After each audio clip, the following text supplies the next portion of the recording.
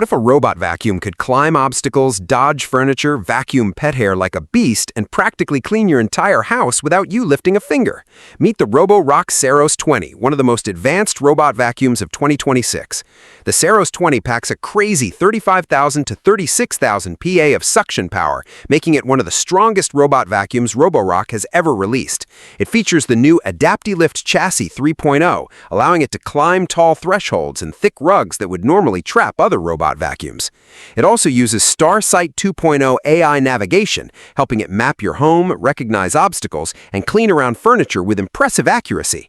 Plus, its FlexiArm system extends the brush and mop into corners most robots miss. In real-world testing, reviewers praised its vacuuming performance, especially for pet hair and carpets. The self-emptying dock washes, dries, and maintains the mop automatically, making the whole experience nearly hands-free.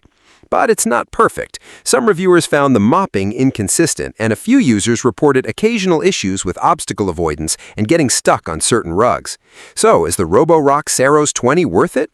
If you want a premium robot vacuum that feels like it's straight out of the future, the answer is yes. It's expensive, but for many users, it's one of the closest things we've seen to a truly autonomous home cleaning robot.